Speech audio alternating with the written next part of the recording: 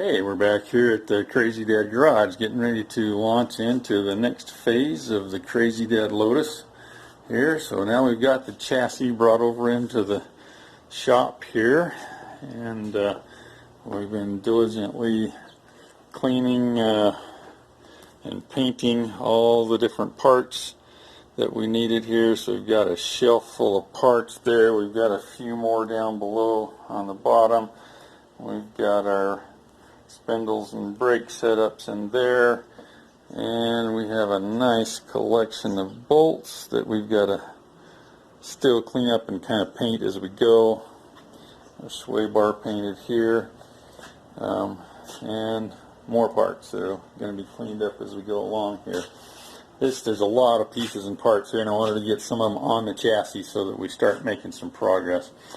I've got one of the things, the real cool feature came with this whole car is a shop manual for it, and that's going to make a lot of difference. It's got some really good exploded views like that in it, and lots of instructions if I get hung up somewhere. So that's where we're going to start. I'm going to probably start piecing the front suspension together, and it's going to take a while because it's going to be like a giant jigsaw puzzle here, but I will start piecing together and kind of show you some progress shots as we go along so we can get a feel for where we're at here as we launch into this next phase of the Crazy Dad Lotus. This is where it starts getting fun, when you start putting those pretty new parts back on it. I probably have mentioned this before. Some people are going to ask, well, why the choice of colors there? And I think I told you the answer to that is because the paint was free. And I'm not real picky about this. Again, this Lotus sits so low to the ground that you're literally, the center of the car is probably not 6 inches off the ground.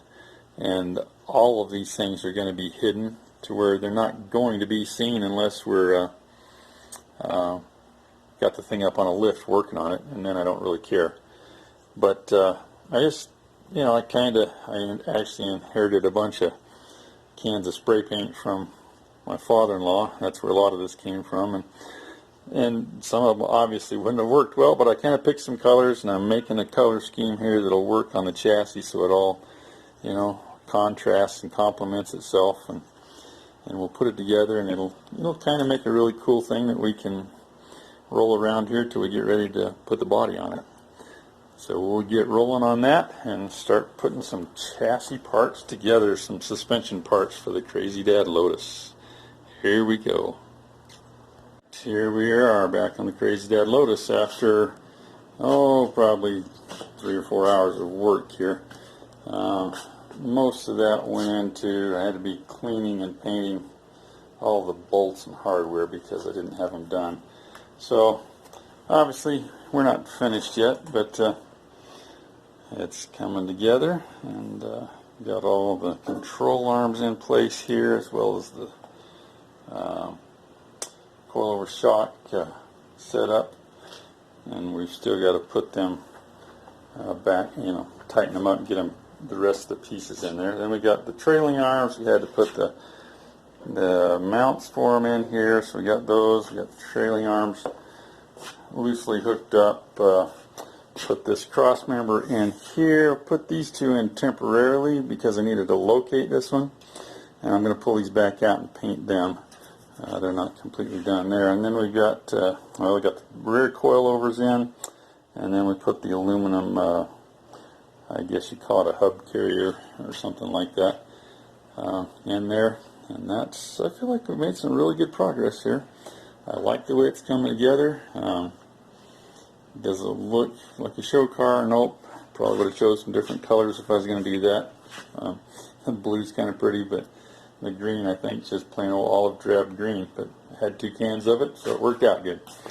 Anyway, coming together here, and this is the fun of it as we start putting this back together and be able to see this thing get to the point where it's going to be a rolling chassis, which will be kind of difficult here for the moment because the engine and transaxle have to be in place because the lower control arms of the rear suspension actually tie to the transaxle itself. And so I don't know if I'm going to be able to get it all put together and rollable without having that in there. I don't know, but we're going to move forward until we get to a point where we can't go any farther, and then I'll switch over and start working on the engine transmission. So there we go. This is fun. I love this part, and we're still, so far, haven't spent any money on this thing. Is that cool? I mean, outside of the tools to strip the rust and old paint off of that chassis, the rest of it's all been stuff that I've had, or he's already had purchased in the, in his parts boxes and things here. So it's coming together well. So there you go. We'll be back as we get more of the pieces put on, so you can see how the chassis of this Crazy Dad Lotus comes together. Here we go, a little bit later. Now we have, let's see, I think we had the hubs bolted in there, but we got them bolted to the coilover shock, and we have those center control arms fastened down there. It's all the same bolt going through there, and then over here, those two bolts there bolt to a bracket on the transmission. So we've got that all set up and ready to go.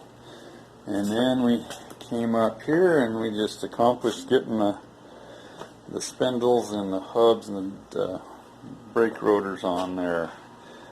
That little bit of a hassle. I found that I had this half of the control arm switched to the other side. The holes were just slightly different in there, and so just swap those over, and those bolts slid together. There's two bolts that go through this piece right here, and those holes have to be lined up perfect to get them to work. So got those on.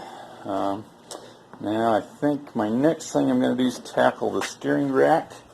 I've got it laying right in there, and those little olive colored brackets are what holds it on.